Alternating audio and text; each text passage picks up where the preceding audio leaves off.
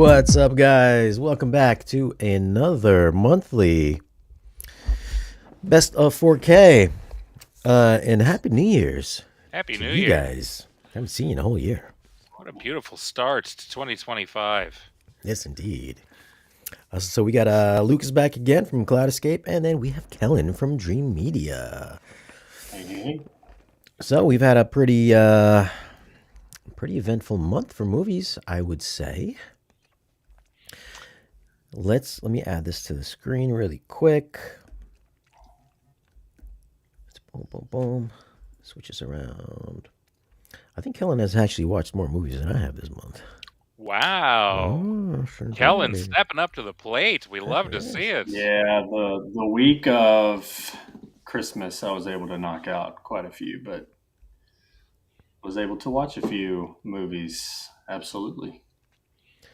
Let's pick it up with the big one for, I think, 2024. I think it's up for an Oscar, Best Picture, Best Actress, Best Supporting Actress, which is Wicked. This movie, pretty big movie. I was a little confused when I had first reviewed this because I was like, whoa, this thing is 165.9 gigs. This is the biggest movie I've ever seen.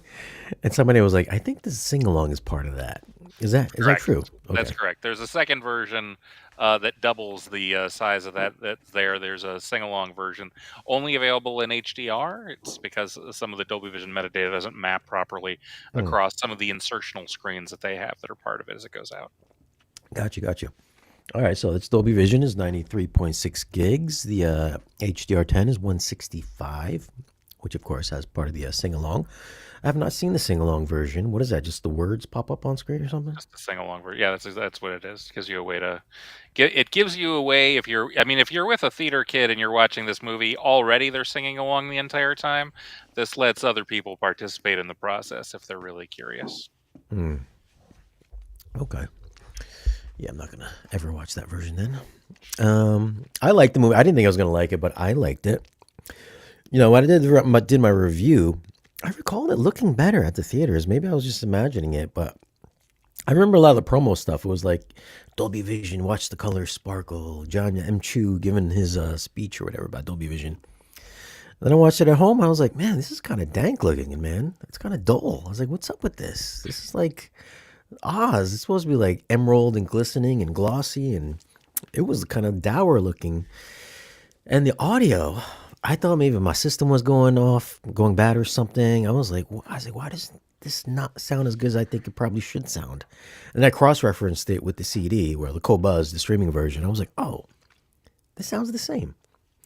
I was like, I just felt like it should have been more life to it or something. You would have liked them to have authored it in a way that's a little bit broader, bigger, brassier as it was for a Broadway adaptation as it comes out on the screen. Exactly, yeah. It just felt a little flat to me. And then the picture looked flat to me. And it's I thought it was going to be like a huge, I mean, it still kind of is a huge spectacle, just a more of a, I don't know, just more extravagant to look at, just a real Dolby Vision HDR showcase. I felt that it wasn't. I still like the movie. I enjoyed it. I've watched it 3 times already, so I did enjoy the movie. I enjoy the song still, but I was just kind of let down by the overall experience of it. Maybe your guys' experience is different than mine. Kellen, did you watch this one? Yeah. I mean, I think I didn't really have any expectations as far as how did it compare to how I saw it in the cinema, because I wasn't able to go see it in a commercial theater. But I didn't think it didn't look particularly bad at all. But I kind of feel like with Shane, the music, the singing, the soundtrack in general just wasn't as bombastic as like Greatest Showman, where that's really just lively and just a little more energetic and a little more juice to it all. But I don't know, not my cup of tea overall.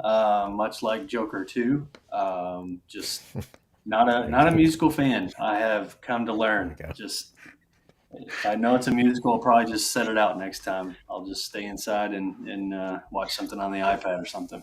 I think that's the first time all year that anybody has said just like Joker 2 when talking about Wicked. I think that is that's a new experience for that movie. Yeah. Yeah, not a genre that Kellen likes overall. I won't disagree that it didn't hop out in sort of reference quality line to me. It all looked great.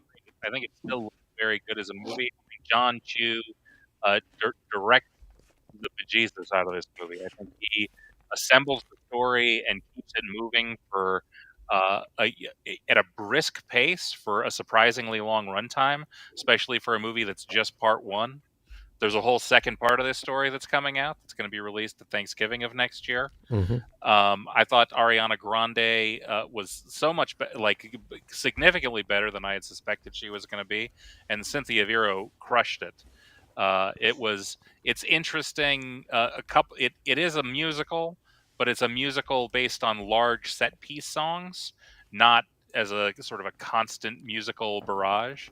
And they pulled a bunch of those off really well, but you're right, they didn't have the same uh, big demo quality. I think that a lot of people would have that some of the other ones do. Defying Gravity is the one that stands out. I was having a whole conversation with some of the guys on our team, and I was like, "Oh, look, this is an incredible song. I think everybody's going to want to listen to this song, but this song goes on forever.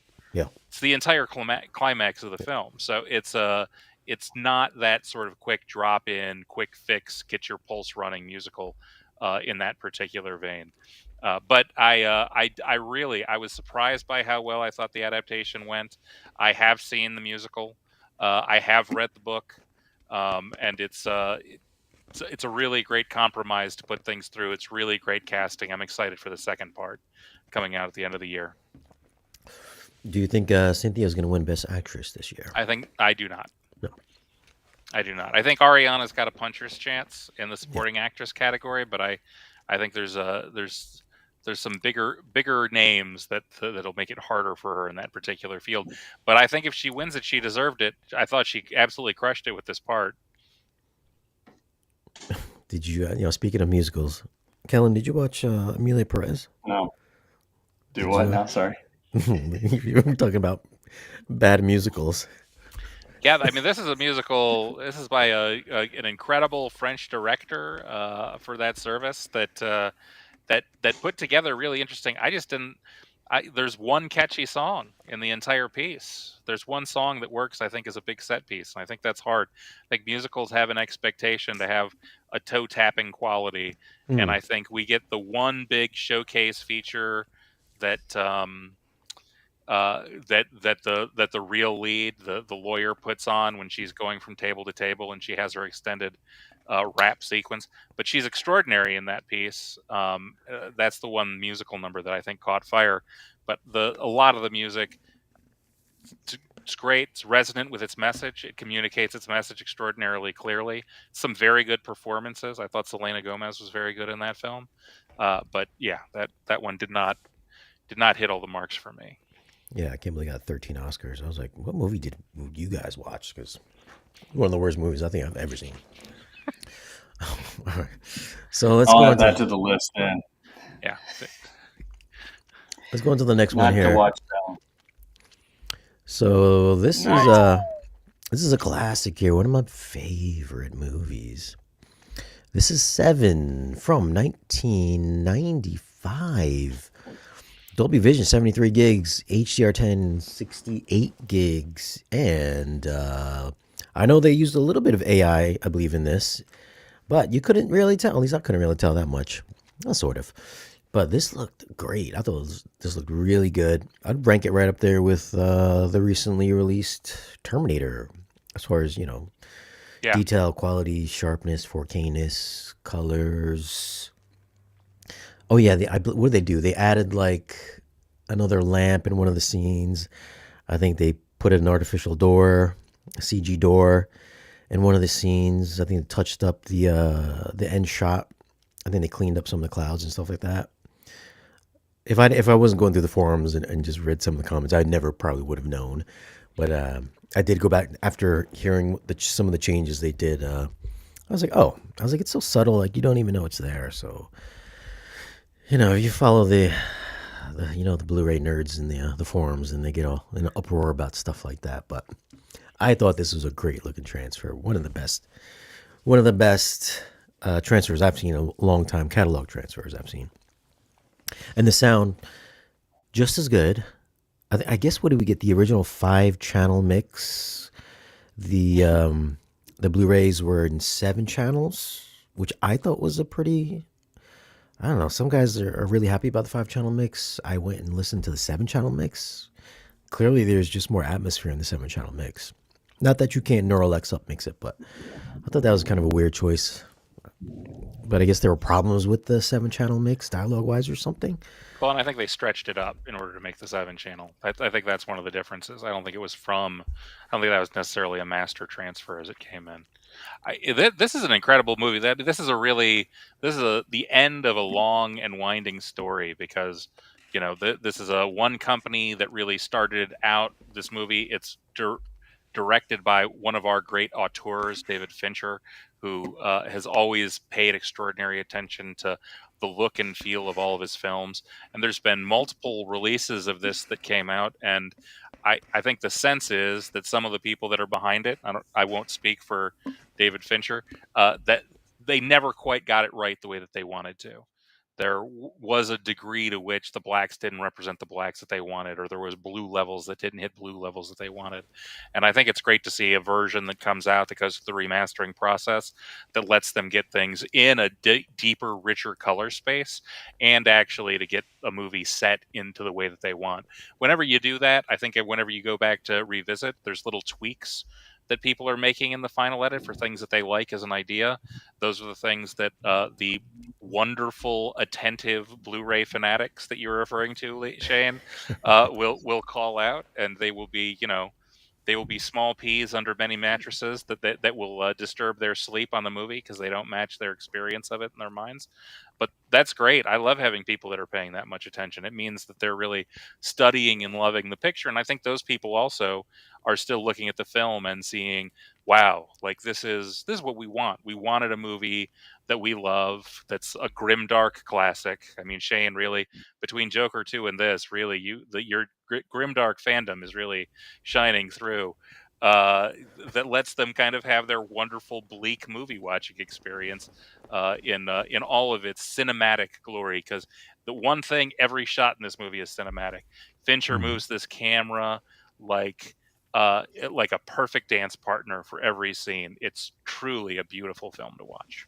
He fixed. I think that'd be a perfect segue to Nosferatu after this one, because that's 100%. That was an awesome movie as well in terms of cinematic and just the way Eggers, he's just a master director. But love Seven. Was able to watch it as well, and yeah, agree with everything you guys said. Never sound wise, I'd have to really go back and try to recall how it compares. But in terms of how it looks, it's never looked better. That's for sure. Well, and if you pull it away from comparison, how does it sound on its own? I didn't. Yeah, no real qualm. Rainy days, gorgeous. Right. Gorgeous as it pulls through in that bleak, eternally cloudy universe that they're living in. I never noticed what's the guy? The sloth guy? Is it the sloth guy? The guy with the tubes in his? He the one on the bed. Yeah, I never noticed he had another arm there for the longest time. I had to pause it. I was like, "What are these guys talking about? He's got a third arm." I was like, "Oh my god, it's been sitting there the whole time." Okay, it's amazing how these guys can pick up these little changes. I mean, like an extra sconce. I was like, "How do you guys?" I was like, "What are you guys watching side by side?" Studying, man. How are they guys doing? You don't learn except for studying. Dude, it's insane. But yeah, great transfer. I can't wait for Fight Club this year. That's gonna be great. Next week, right? Is it next week? Shane, I don't know about any future titles. I've never heard of a future title being released. It's never happened. I mean, things come out every week. It's a surprise to me every Tuesday. Yeah, so Kellen brought it up. Let's move on to the next one here. I didn't get to see this one because I ran out of money. So oh, buddy, this is in your wheelhouse. This is directly there. Well, listen, I saw it at the theaters. I didn't see it at home, so I can't speak on the. Then you know exactly what it looks like on your Kaleidoscape, assuming that you saw it in a good theater. So this is a big one. This is 82 gigs, Dolby Vision, 78 for HDR10. I'll tell you what. I was expecting something totally different. I was expecting Count Orlok from the old 20s. Then when he showed up, he looked like Vlad the Impaler. I was like, does he morph at some point in this movie or what? Because he don't have the long fingers and the weird face or the long jacket. I was like, there must be. I got to the end of the movie. I was just like, he's not going to turn into this guy. And then the whole time I'm watching, I'm like, yo, this is Bram Stoker's Dracula. I was like, this is Yeah. exactly like Bram Stoker's Dracula. I just kept comparing it the whole time. And I was just like, it's like Bram Stoker's Dracula, but Better cast. like better Keanu Reeves. I'll give him that. I Better- like Gary better Oldman. Gary Oldman gives a classic performance in that piece. I like better the beginning of Bram Stoker's too, where you get the backstory of Vlad, or is that even his name in the movie, Vlad or Dracula? I like that a little bit more. I mean, stylistically, visually, I'd probably give the nod to this one. But I just thought Bram Stoker's was a little bit more engaging.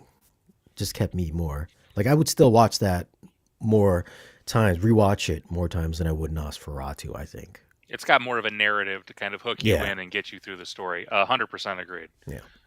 This one I'll watch 100 times more because I'm an art house weirdo, and I love Robert Eggers. The shadow work that he's got going on in this movie was extraordinary to watch. I loved everything that he's doing with the camera as this movie goes along, and I was really pleasantly surprised. I haven't seen a lot of huge performances from Lily Rose Depp, and I thought she was great in her She was part. awesome. Yeah. I liked her. She was in I think Wolf earlier this year, and couple other films that get keyed in. But this was really a big star making turn, and I always like Nicholas Hoult. He's always good in every film Mhm. that I see him come through. And so great look, solid sound, really pretty good movie as it comes through. Yeah, I really liked it. I saw it actually in theaters, and then with the at home, I do say that it did look a lot better. I think it had to do a lot of obviously the transfer from Cloudescape, but the Mad VR really helps with the tone mapping overall. So yeah, just there was a little more rich detail in the darker scenes, which this movie is full of them. That I kind of wasn't retaining a whole lot in our theater, local cinema. I didn't have a Dolby Cinema or anything like that, but yeah, it definitely looked better in my theater by a mile. So it's an awesome movie. I loved it. And And then if you also guys wanted to pick up the original Bram Stoker's, it's only $15 on the Cloudescape, by the way. and also Shane, I mean, you bring it up. If you punch it in, you can also put on the original Nosferatu, F.W. Murnau's Nosferatu, which is one of the keys of early horror. This is gorgeous. Gorgeous intertitles as a silent film plays out. Absolutely stunner. You'll see the roots of so much of what everybody does in their films, especially in this Eggers film, but also in the great Bram Stoker's movie. There's allusions to this galore all over the place. A wonderful, wonderful film. Now, I believe this was a rip off of the original Bram Stoker's, wasn't it? Well, this is based on Bram Stoker's as it comes through, but it's sort of like adapting that into a silent film era that pulls those stuff out. Max Schreck looking extraordinarily creepy. Yeah, Willem Dafoe played him in I believe, in a Shadow remake, of the Vampire. Yeah. Yeah, Willem Dafoe did a sort of a comedic upturning. Yeah. I was really expecting him to look like this in the movie the whole time. I was like, come on. I was like, what's going on here, man? This just looks like Vlad the Impaler. I was like, I wanted him to look like this the whole time. But still, it was still a good movie. I enjoyed it, though. If they would have just shaved off about 90 minutes, I think I would have had a even better time. You were looking for a short. Love it. Next one here. Let's move on to maybe the biggest movie. Kraven Moana the 2? Hunter. Yeah, pull it up, buddy. Let's put it on the table. Boom. Dolby Vision, 75 gigs, HDR10, 68.8 gigs, only $30. What a bargain. Everybody look at that audience score. 74% audience rating, only 16 from the critics, but the people have spoken. Yes, they have. Yes, They they had a have. good time at this movie. They ate all their popcorn. That's what they did. Listen, I think out of the, I don't know if I said this last time. I think this is the best out of the Sony villain verse. I honestly think it's the best one. That's not saying that much now. I'm not saying it's a fantastic movie because I think all of the Venom sucked. Madam Web sucked. The other vampire one sucked. I think this is the best one. I mean, like I said, it's the best one for what it was. Not that it's a really good movie, but it's a dumb, fun movie. Very predictable. There's a good movie in here somewhere. But out of all these Sony ones, this is the best one. Shane, look, I won't stand for Venom slander on this podcast. There's no way you can talk down a movie that is gloriously ridiculous in every way, shape, and form that Venom is. There's not a single serious movement taking place in any one of those movies, and I was here for it for the entire long ride. Only applause for Tom Hardy and Michelle Williams signing up for the Venom experience. I was delighted by Kraven the Hunter. This is a Saturday afternoon just laid out in all of its glory. Did I think that the bad guy at the end was extra ultra too much ridiculous? Yes, I did. Did that bother me? No, sir, it did not. No, sir, it did not. I was not looking for something that was particularly high stakes. I was looking to have a pure sort of joyride as it came through. I thought Aaron Taylor Johnson was good. J.C. Chandler, who really is mostly known for things that are much more highfalutin than this as it comes through. You know, All Is Lost, the Robert Redford film, and Margin Call, which was a very good movie. Interesting to see them kind of take a big swing into this particular arena. I don't think Kraven, based on the experience at the box office went, will be coming back unless it's as an assemblage that they put to pull people together for a last haul. But I thought they had a delightful time putting it together.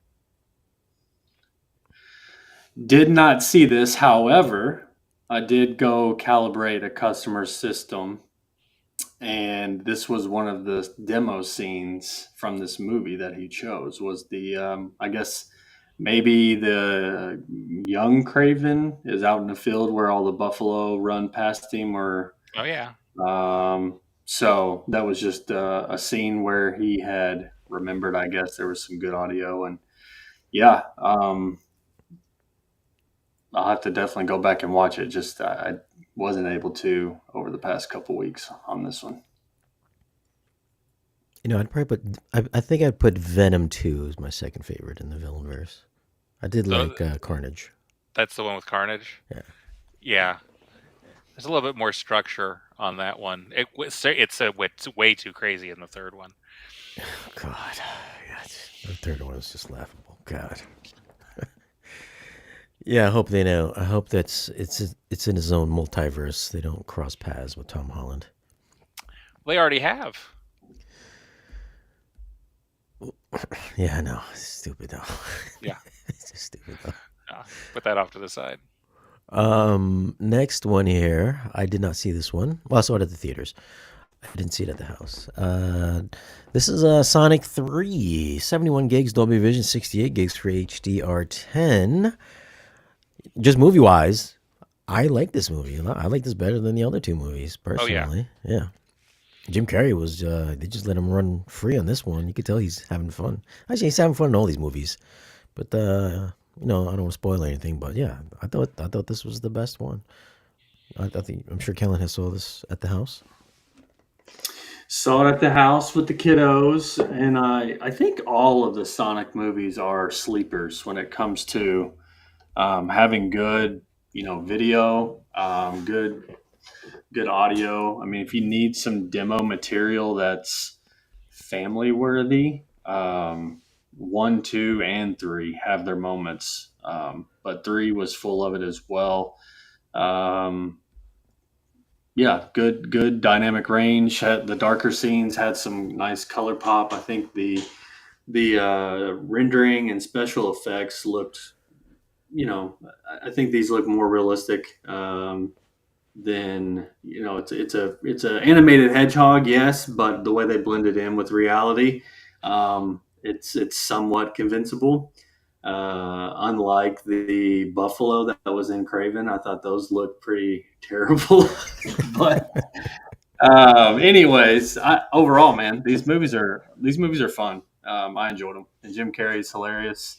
These are good a good family movie if you want a nice movie to watch with the fam. Yeah, big, bright, bombastic. This is they definitely took all the notes that they got from the second film, which I think meandered a little bit, and they made a pretty tight movie.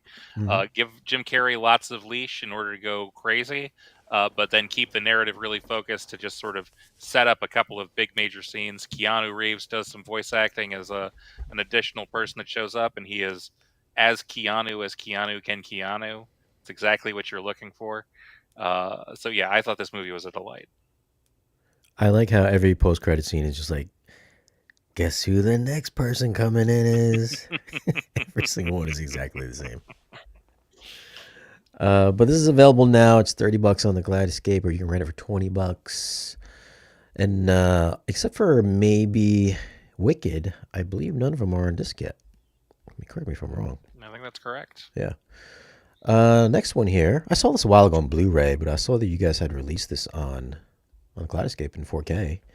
Also, it's also only in 5.1 on Blu-ray, or maybe it was on streaming I saw it on.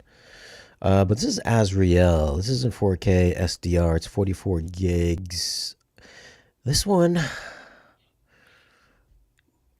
like a decent watch. It's a small budget movie. It's got what's her name in this movie? Samara Weaving, Agent Smith's niece, I think.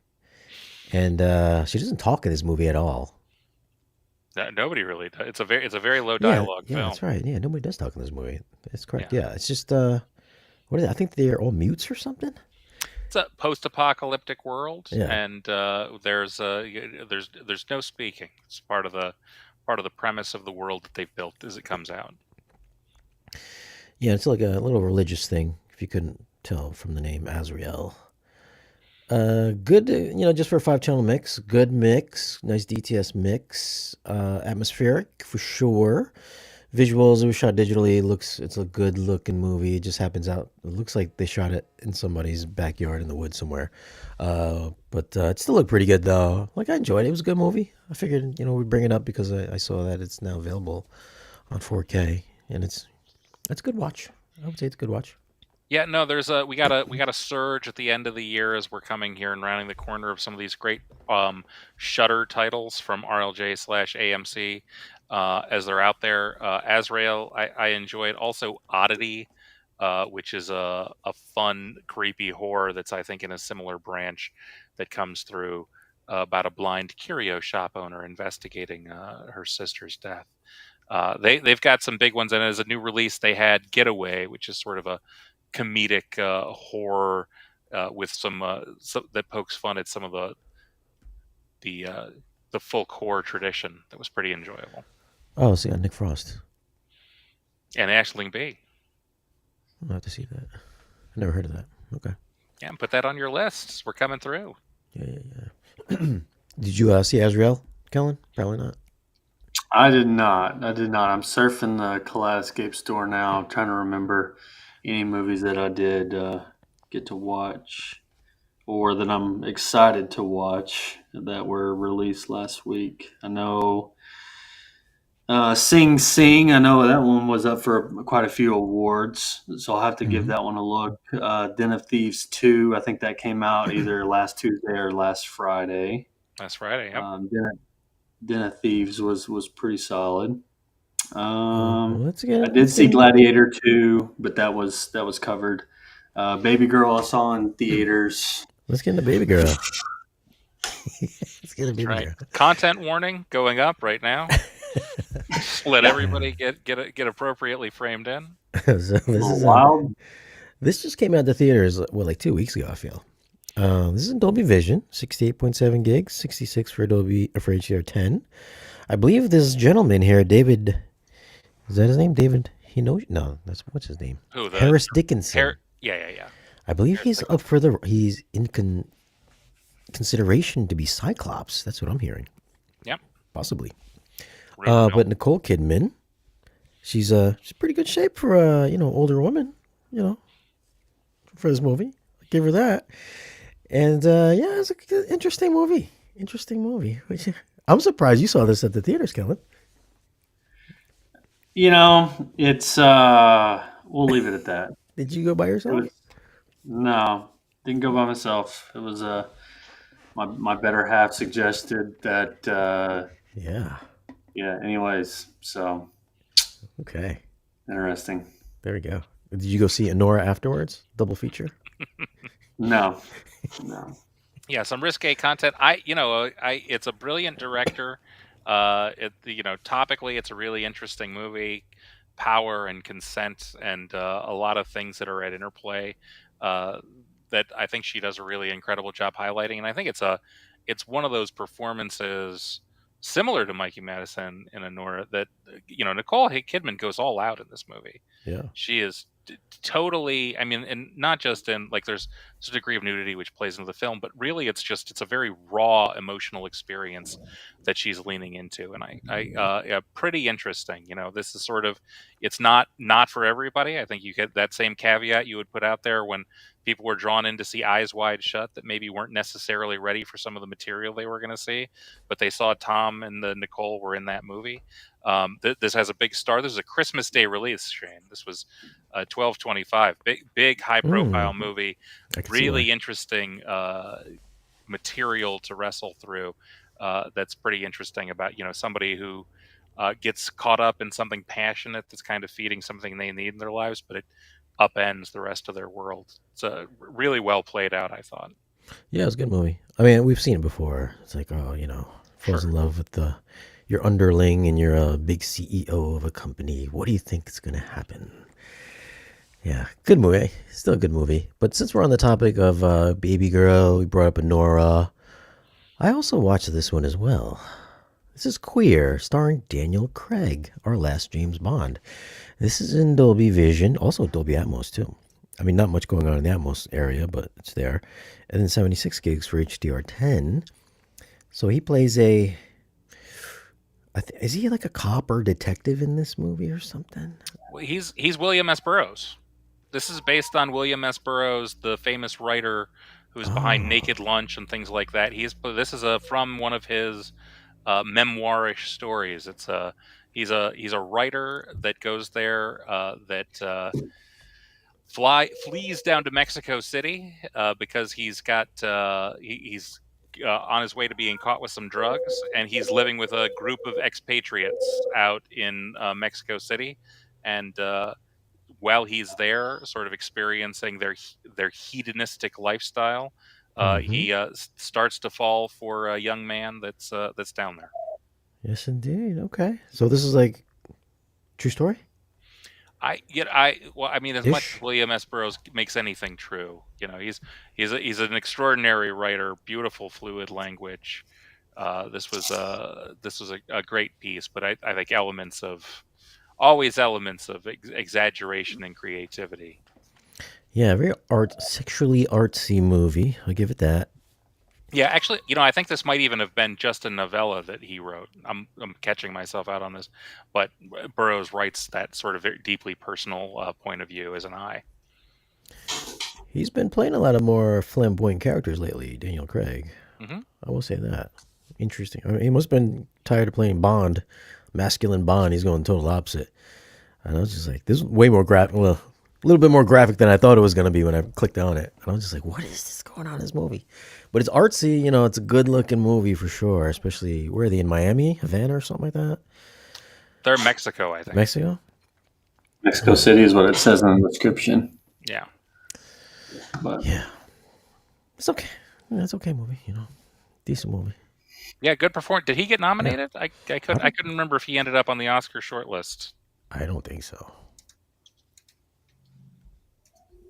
Not that I recall. I know the Brutalist was on there. Yeah, no, he did. He was the Golden Globes, yes, but not for this. Yeah. Next one here just came out last week, I think, is Den of Thieves 2 Pantera, 87.5 gigs Dolby Vision, 77 gigs HDR10. Nothing like the first movie. I mean, except for the whole bank heist thing. Nothing like the first. The first movie was a straight up rip off of Heat. So if Heat was a 10, Den of Thieves 1 would be like 6.5. A lot of the action beats were exactly the same. The music was even the same in the first Den of Thieves if you were to compare it to Heat. This one was so boring. It was just bad. There's like no action in it. It was just bad. It was just them planning for the heist during the entire movie. And it was just like not good. You were not for you, Shane. That's what you're saying. This is not a movie you're putting on your list. I mean, if you're going from part 1 to part 2, you're expecting the same as part 1? No. I was hoping it was going to be like going from Fast and Furious 1 and jumping all the way to Fast and Furious 5. But it's nothing like that. It's a huge leap. Yeah. Well, it's like the Fast and Furious movies. I think it's like reverse Fast and Furious as it goes through. It's like if you go to Fast and Furious 9 all the way back to 1. I guess that's kind of what it would be like. Well, 1 was great. So that's praise that you're giving it now, Shane. Fast and Furious 1, that was a standout. What are you doing? Yeah, no. Kellen, did you see this one? I did not. No. And judging by Shane's comments, I don't know if it'll be high on my list to go see anytime soon. I wasn't like Den of Thieves 1 was like, oh my gosh, that was one of the best action movies or movies that I've ever seen. So it's not like I'm just dying to see Den of Thieves 2, but there may be a time where I'm bored and need to watch a movie, so this might pop up. Saturday afternoon at the movies, Kellen. That's what we're talking about. You go to a Saturday afternoon at the movies, you want to relax and eat your popcorn. Oh, yeah. There's a big heist. They're running around. There's bad guys and double crosses. These are the things that we're looking for when we're just kind of settling in for a night at the movies. Yeah, if you're bored, don't go watch a boring movie. It's a bad choice.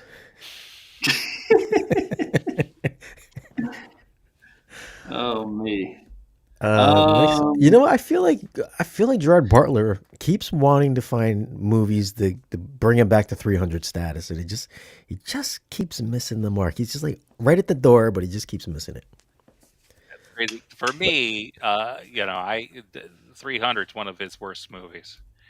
What? Yeah, no, 300. Yeah, this is unpopular opinion time for Luke as he comes out in the corner. There we go. Yeah, I liked him better in, what was the name of it? Law Abiding Citizen. I liked him better in Plane.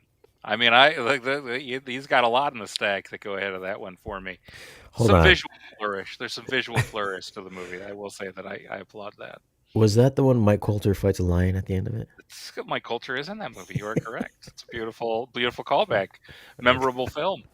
Oh my God! Yeah, I remember it. Distinctly remember that fight with the lion at the end. Yeah, but I did like that. I did like it though, so I'll give him that. It was a good movie.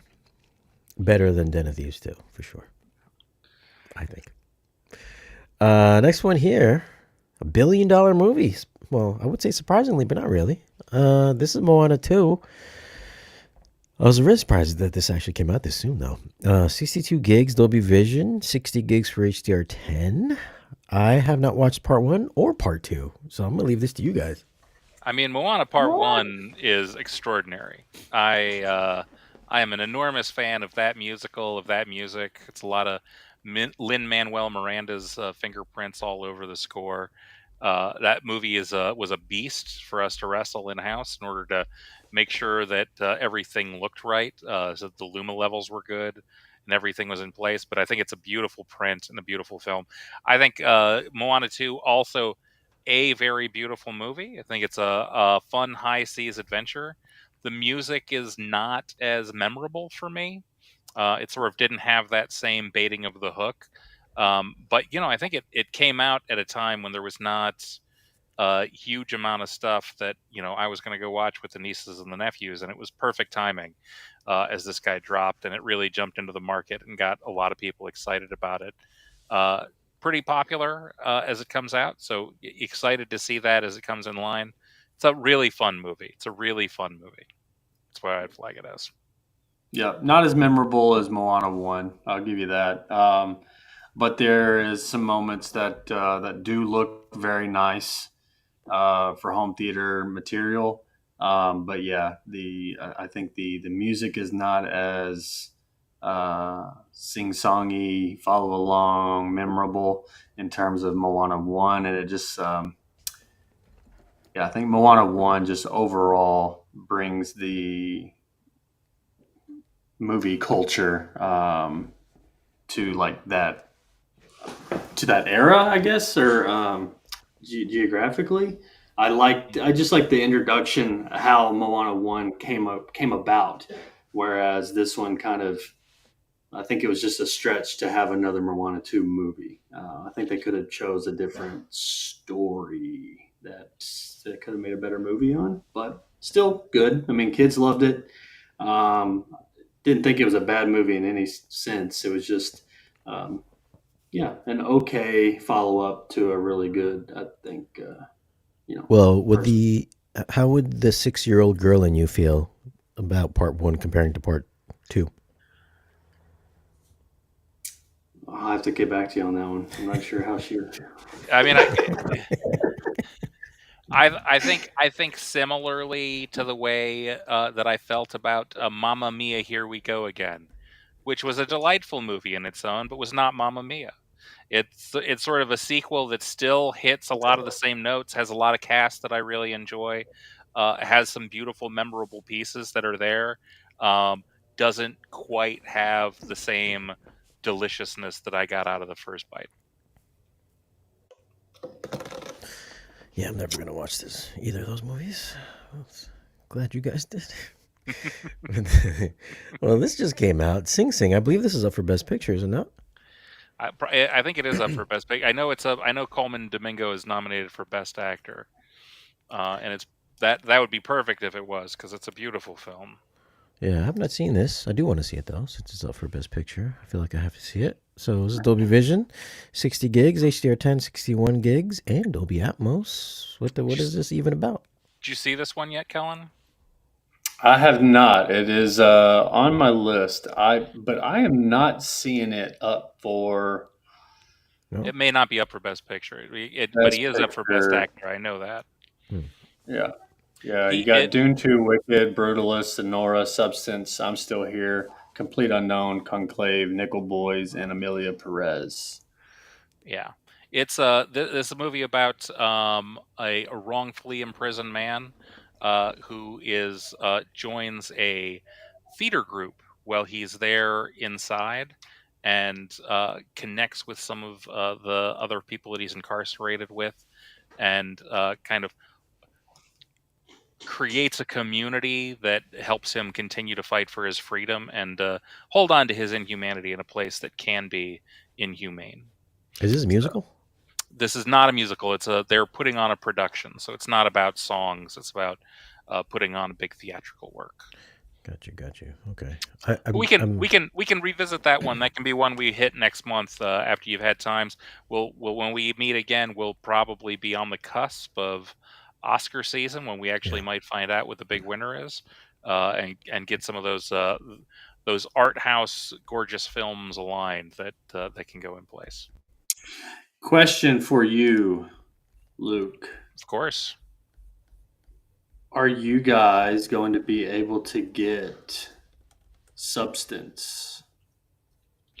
We do not currently have a deal with the studio that does the release of Substance, so we may, during the course of this year, have a deal that gets struck with them. So that would be a title that would get added later on, but it's not going to happen here within award season. Got it.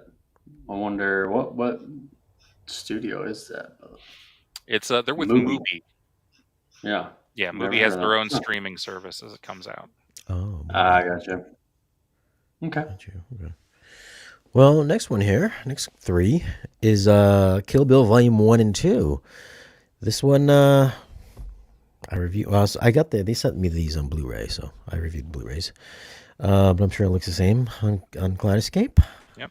This I wasn't too happy with these transfers. I just, from what I hear, they're 2K DIs. They look slightly better to me than the Blu-ray. Got some of that weird motion smearing going on. HDR works definitely took care of some of the clipped highlights, so I'll give it that. And audio was great, still just as good as the regular Blu-ray audio was. But just thought it was like marginal.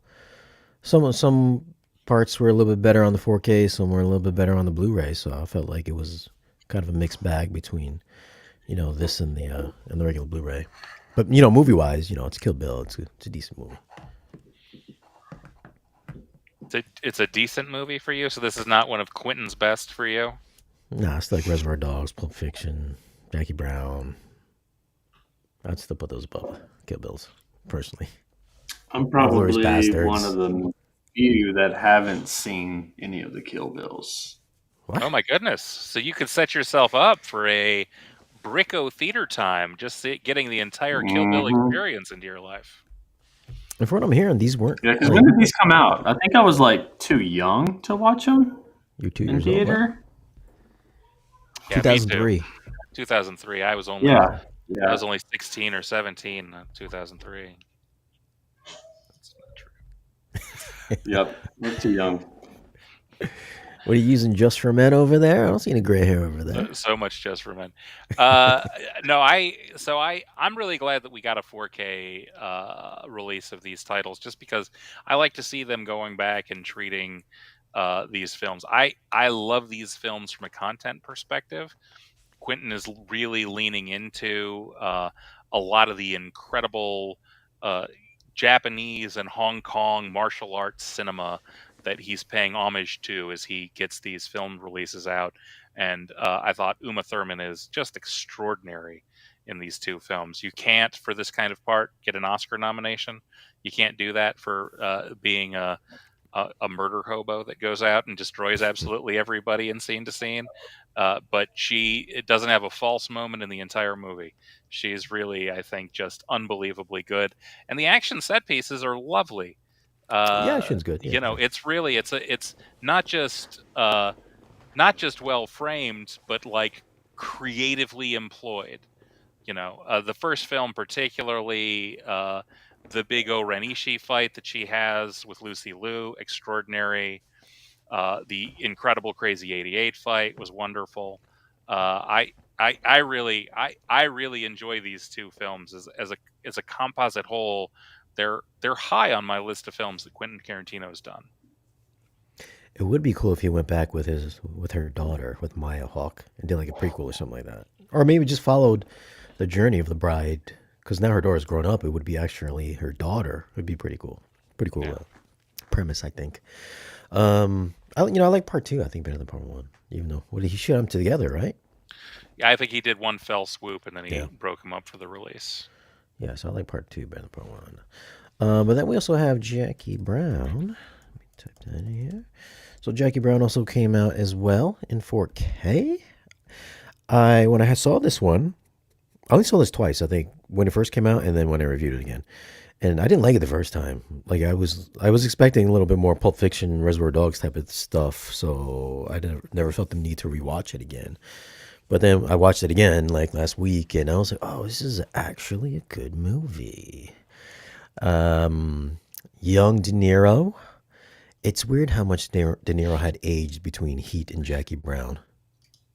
I mean, he was like young, svelte bank robber in Heat, and you go to Jackie Brown, he looks like he's already old. I was like, wait a minute, when did this come out, man? Bridget Fonda, woof. All right, that's what I'm talking about. I don't know what happened to her. She just disappeared from Hollywood. She just hasn't been in anything, I think, since Jackie Brown.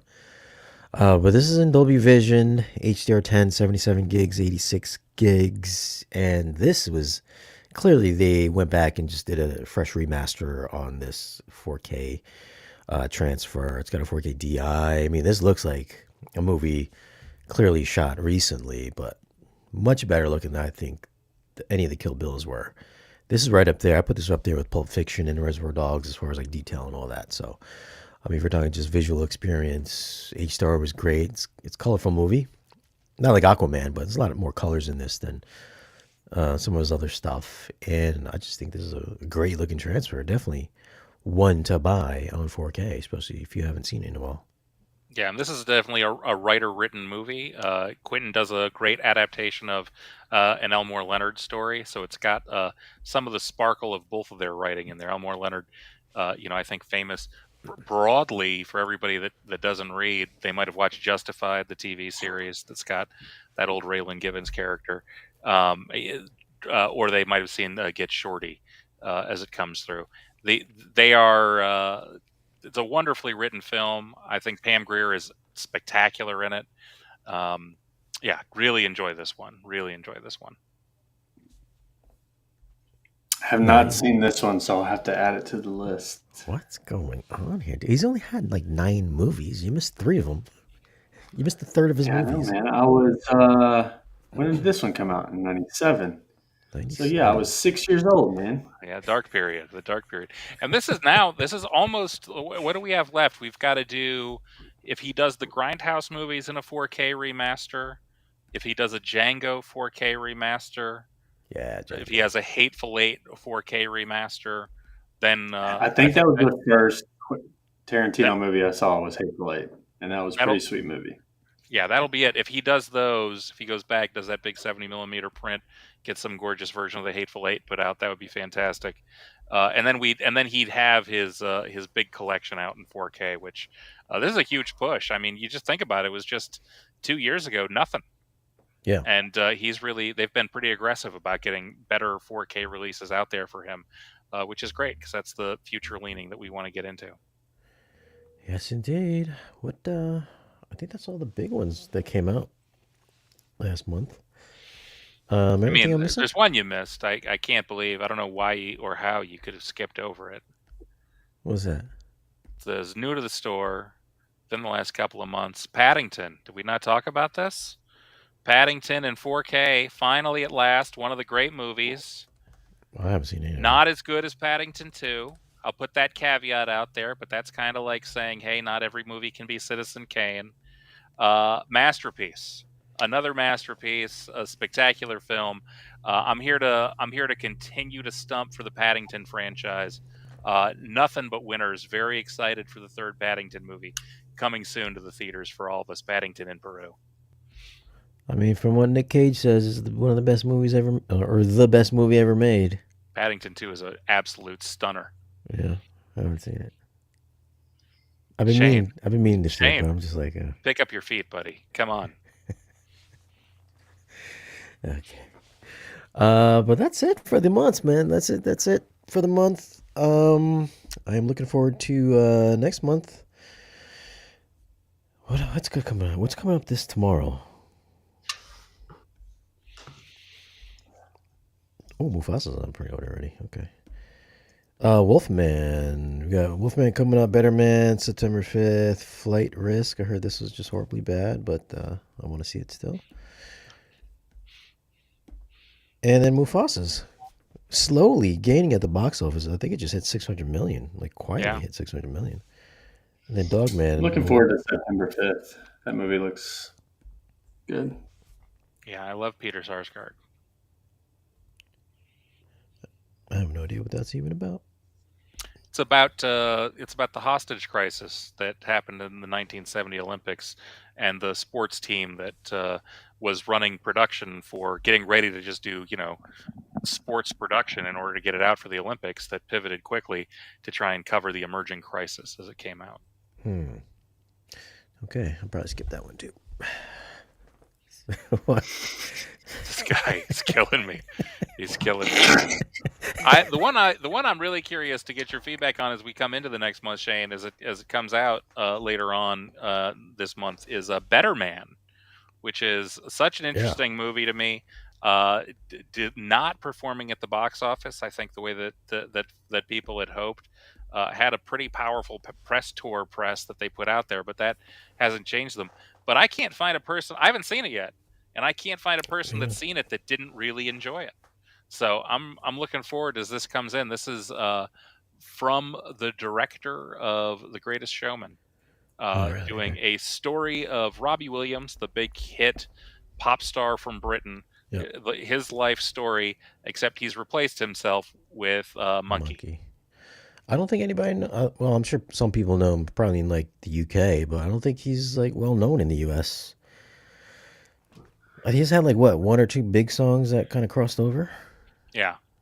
But But other like than that, Angels, one of his songs is Yeah. basically a national anthem over in the UK. Yeah. And half my friends wouldn't recognize it here in the US. I feel like because they're both from Paramount, Transformers 1 and maybe this one are probably like sleeper good movies. Yeah, they'll go on our hidden gems list as we start to build it out for the end of the year. So yeah, I'll definitely want to see that one for sure. I do want to see this one. I hear it's not as good as Invisible Man, but it's tomorrow. Wolfman. All right, so yeah, I'm looking forward to seeing this tomorrow. Did you see this already? I'm sure you have. Okay. I've not seen this one yet. Oh. I'm excited for it's Lee Wannell. I think he's very talented. So I'm going to be curious to see how that guy comes together as a package. Well, all right, man. That wraps it up for our movies of the month. I think we had a question here for you, Luke, from Mr. Paul Munger, new Strato V owner in the UK. How did you get that in the UK, Paul? Please add an option to see all your purchased movies on the Strato V. I've bought movies in the US and Canada, which only show if they are downloaded to the player. Yeah, well, Paul must have moved from the United States and Canada to the United Kingdom. I'm excited for him. Congratulations on your move, Paul. I have heard this feature request before. I'm not sure where it stands, but I'll make sure I add your voice to the people that are looking for answers on that as a specific feature request. It's part of the way that it's built up. It's responding to the local store as it's getting its detail information put up. I guess it's I always wonder that too. Like even like I've deleted a lot of movies to free up some space on mine, and I know obviously you can go into the web user interface and click re-download, but it would be cool to have like a not downloaded section. You know what I mean? Like on those tabs that you guys have, maybe just a not downloaded screen when you hit the menu button. To go take a look at what your movies are to see where they are. Yeah. Yeah, okay, kind of makes sense, I think. Because you can't do that in the app, can you? No, because you have to go to you got to go to the UI, web UI. I mean, the app's nice because the app just exists and it's just a one screen fold over, and there you have your whole movie list that exists in the back pocket over there. Yeah, so it's pretty easy to run through from that particular screen. What's up, Chase? Chase. What's up, Chase? Chase, you're not here because you don't watch any movies. Sorry, Chase. You've been kicked out, Chase. But all right. Thank you guys for joining us today. Be sure to check with us next month for February's best movies, where we will probably go over some of the Oscar winners, quite possibly. So that's going to be a fun one. Kellen, where can they find you? Yeah, absolutely. Check us out at dreammediaav.com. Feel free to drop us a line or give us a call there. We have, obviously we have Kaleidoscape, which is an amazing source for your home cinema material. But if you are in the midst of renewing or rebuilding your home theater or just about to start creating your own home theater, feel free to reach out. We'd love to help you design. Anything that you may need during that journey, we can help you out with it. So feel free to let us know.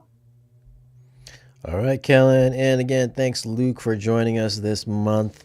We'll see you again next month.